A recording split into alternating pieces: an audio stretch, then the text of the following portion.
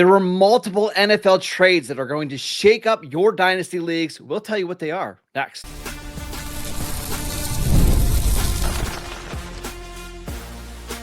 You are Locked On Dynasty Football, part of the Locked On Podcast Network. Your team every day.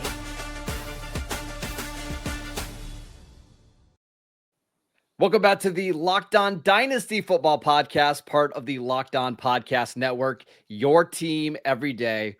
We'd like to thank you for making us your first listen of the day. Today's episode is brought to you by FanDuel. Football season is right around the corner. Visit the FanDuel app today and start planning your future bets now. Welcome back. I am your host, Marcus Mosher. He is Michael Fabiano, and joining us today on this Wednesday is Matt Williamson. On today's show, we've got a lot of topics to cover, including some surprising roster moves. We'll talk about Spencer Rattler being named QB1 with the Saints. But Matt, I want to start with a couple trades that have happened over the last couple days. And let's start with Tim Patrick being traded to Jacksonville. We don't care about Tim Patrick's fantasy value, right? Like, he's going to be a depth player in Jacksonville. But what we do care about is that Isaac TeSlaa, who the Lions traded multiple picks to go up and get, seems like he's going to be the wide receiver 3 there this year. So I just wanted to spend 1 minute on the Jacksonville side of it. Like, I don't think any of us think all of a sudden Travis Hunter's moving a corner or I mean, like, I don't understand even why Jacksonville wanted him. I mean, to me, he's a 4 and he's fine, but I just don't see the appeal. I didn't see a need there for Jacksonville. But I think you nailed it. TeSlaa is really exciting to me. I mean, physical, I don't want to say marvel, but really talented, big, strong, fast, making plays immediately in preseason, can get downfield. I'm a Jameson Williams fan, but the guy's really good at getting hurt and getting suspended. You know, if he misses any time, I think TeSlaa becomes an immediate fantasy starter. And I think his future is really bright. And they took him a lot higher than any draft Nick saw coming. I mean, they adore this guy, and I'm starting to really understand why. Fabs, what's your read on the situation? Well, I love the move because now I get to say TeSlaa more often. That's great. Yeah, I mean, he's going to be the starter on the perimeter. This is going to be a guy who has shown flashes in preseason. His stock certainly rising. I remember there being a story about him when he came into Lions camp, and he already had a Lions TeSlaa jersey that he hadn't made that he was wearing. So confidence is definitely not an issue. And the good thing about him is that he's going to be cheap. I mean, we're not talking about a guy who's going to move up into like the middle rounds of drafts. He's still going to be a late round pick, and you'll be able to get him inexpensively. And it's not a bad thing to have shares of the Lions offense because they are one of the most explosive in the league. Yeah, the Jaguar side of things, I mean, it's much ado about nothing, right? I mean, that they're still going to have, you know, their top 3 guys there at wide receiver, obviously, with Brian Thomas Jr. and then Hunter and Diami Brown. So I'm not sure what the thinking is there. But Brenton Strange, I think, will get more targets than Tim Patrick too by a mile. So Tim Patrick went from, you know, maybe if you're in a deeper sort of league, maybe as a matchup based starter, if you need help. And that's why I'm using this funny voice, because I don't really even believe what I'm saying, because he had very limited dynasty value. But I mean, TeSlaa now is a guy, and I know I drafted him in one of my rookie onlys, and I'm like giddy about it because of this move. This is a big win for the kid. I mean, anyone drafted him in rookie drafts is thrilled because you got a heck of a deal on him. Yeah. Well, and that's what I was going to push back a little bit, Fabs, is I don't think he's going to be cheap now. I mean, in your dynasty drafts, we're seeing, or dynasty leagues, I'm seeing a bunch of trades. The most common trade, and we've got 6 of them from this morning, a 2026 second round pick for Isaac TeSlaa straight up. That is what he's going for. So if you don't have him now, that's the price to go out and get him. No, but I think that's too high, man. I think that would you flip him, Fabs? If you took him in the 4th round a couple months ago, would you trade? Would you get out now for a second? I would certainly be looking at that. Yeah. I mean, no doubt about that. I don't know if I'd want to give up a second for him, but I'd certainly be willing to accept one at this point, because I think I did draft him in my 2 rookie onlys. I think I have him in one. I think I got him in probably the 3rd or 4th round. I can't remember exactly off the top of my head, but I mean, it wasn't a prominent pick out of the 4 rounds that we drafted. So yeah, I mean, it might be a good time to try and flip him and get a higher pick. Matt, what about you? How do you feel about it? I think that's about right. I always have a hard time if I drafted him at 4-3 2 months ago and I can get a generic second today. I usually take the profit on those type of deals, especially when I've not ever seen the player play real NFL, football. But I think that's fair. I mean, if someone really wanted him, I think that's how you come to the table, and don't go any higher. And I could understand both sides, but if I owned him now and I bought him a lot cheaper than that, I would probably take the second. I mean, think about it too. How high on the target share totem pole will he be? Like Amon-Ra is always going to be one. Jameson Williams is young. He's always going to be 2. Sam Laporta is young. He's going to be 3. So Gibbs might be 4. If I could get a second round pick in a rookie draft for Isaac TeSlaa right now, yeah. Would I trade one away for him? No, I'm not doing that. No, I mean, if there was older wide receivers, that maybe one of the guys is a Mike Williams, he's 32 years old, and I'm okay. Well, maybe there's a clearer path to targets. There's not. Yeah. So a couple of things, Matt, that I want to throw out to you. We've had some other trades. Luther Burden's trade up for TeSlaa. These are both guys that were drafting on day 2. They're both projected to be the 3rd receivers in their respective offenses. But on Dynasty League Football, looking at their ADP, Luther Burden, wide receiver 39, Isaac TeSlaa, wide receiver 81. I think we're getting very close to TeSlaa being a top 40, top 45 Dynasty receiver. I don't think that's insane. I would still take Burden over him. I just don't know that DJ Moore... To Fabs' point, I mean, everyone ahead of him in Detroit is young and not going anywhere, including Gibbs. Where I'm not sure DJ Moore is in for the long haul as a roadblock for Burden. No. So another trade that we need to talk about, we also had Adam Thielen being traded from the Panthers to the Vikings. The Vikings are dealing with some injuries in the receiver core right now. Jordan Addison suspended for the first 3 games.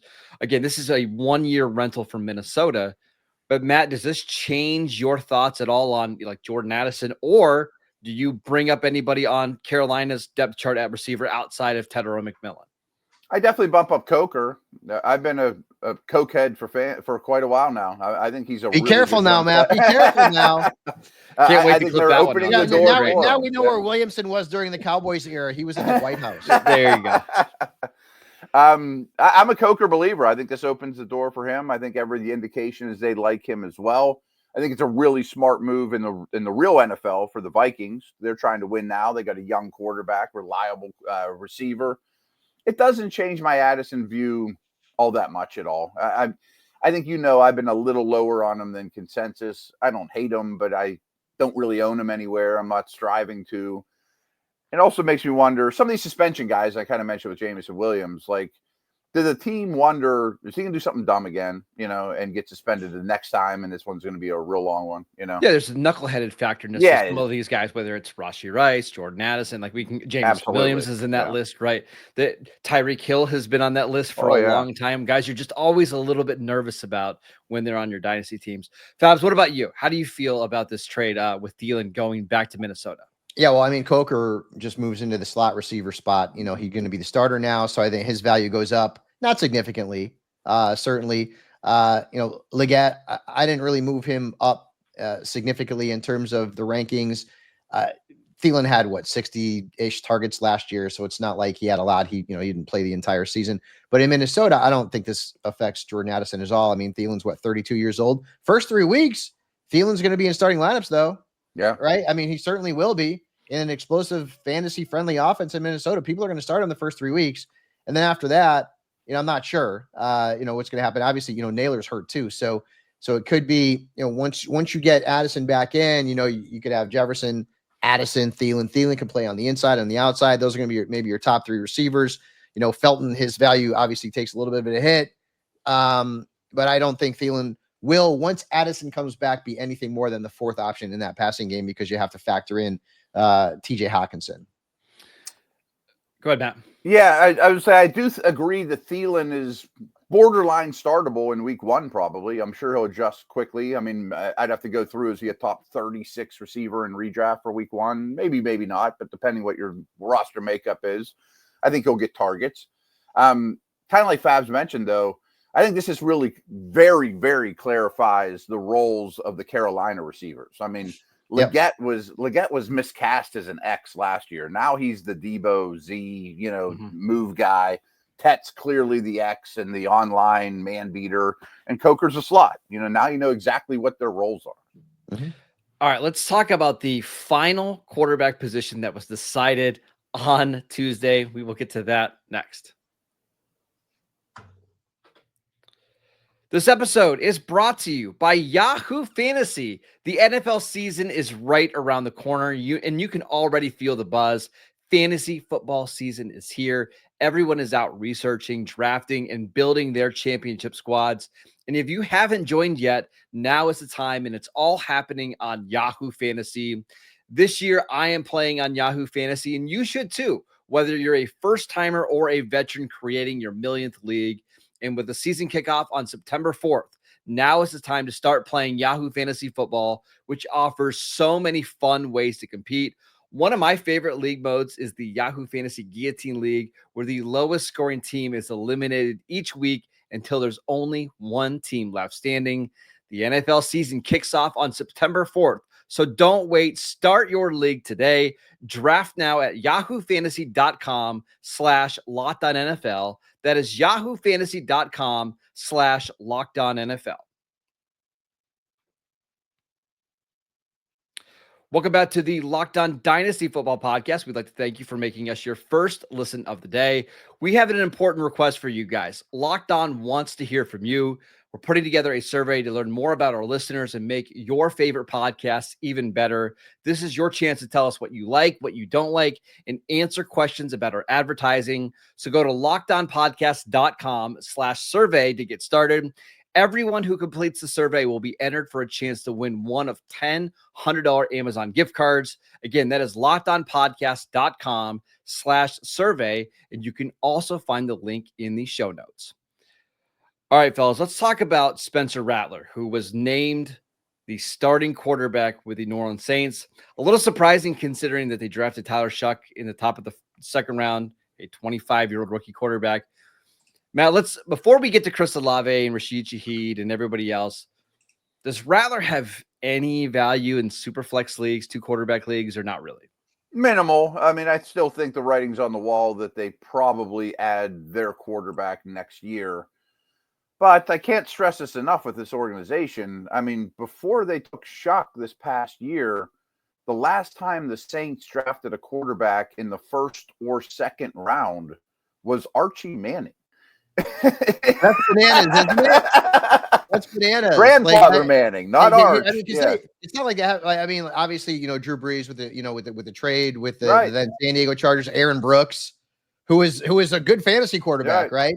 Carr, that's wild. It's wild. I mean, so they haven't used a first round pick since Archie, and that's the first time they even used a second on a quarterback since Archie. I mean, I assume that that's just not a philosophical thing that they might draft a quarterback in the first overall pick next year, that they're not against it, but that's pretty bizarre.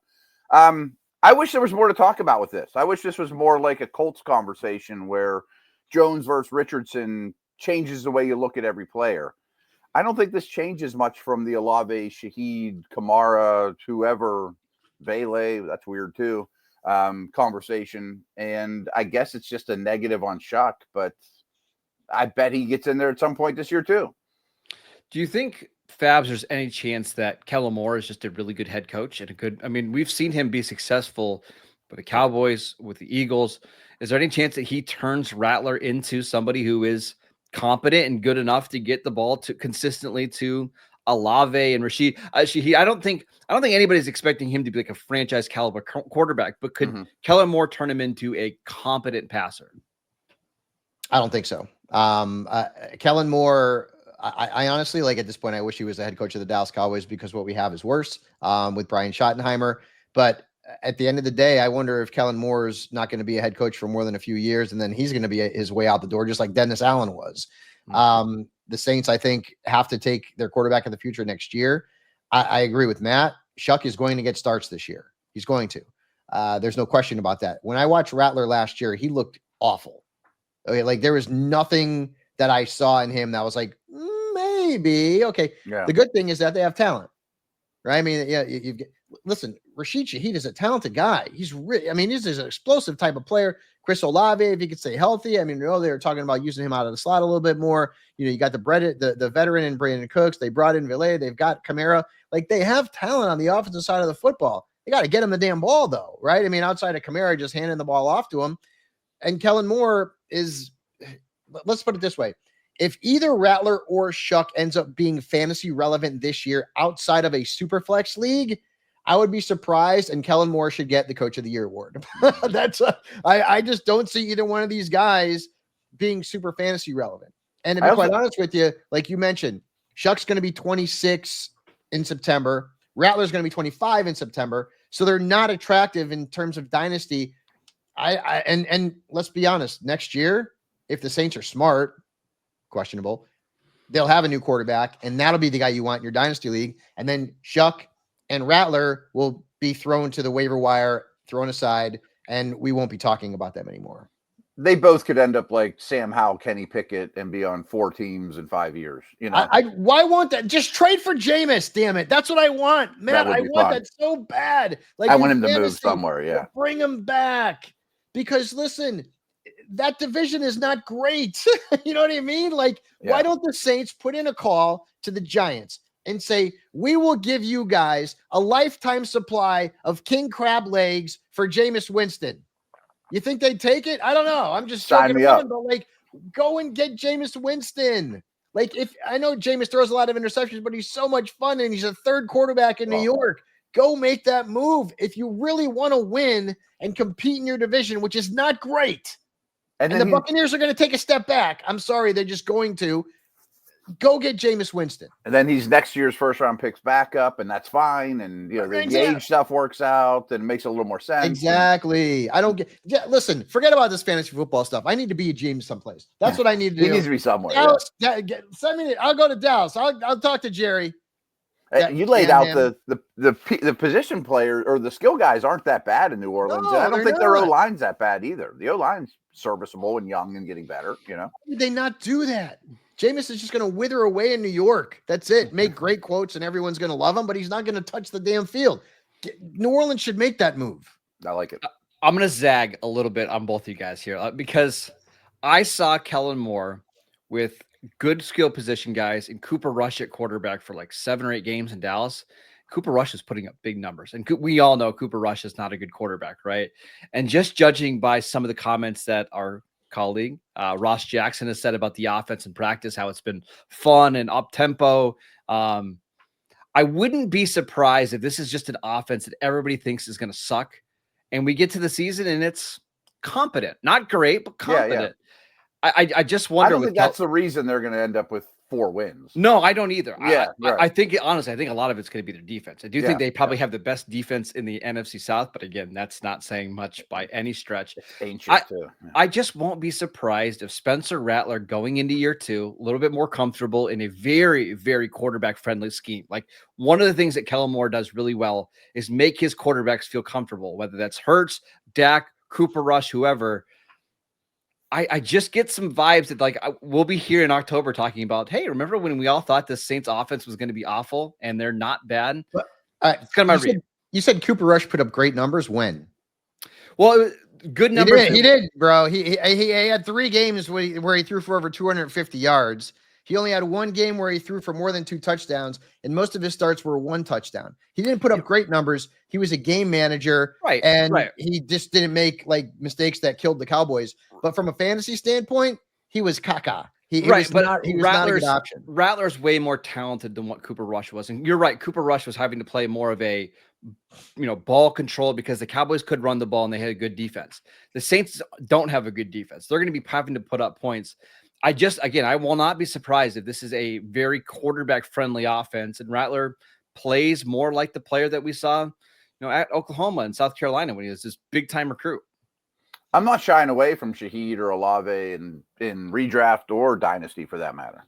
And maybe that's the point. Because the discount's baked in with them. Yeah, and I think it's worth it. So maybe that's the point is don't knock these guys anymore. Just where they're at. It's fine to draft them. It's fine to acquire them.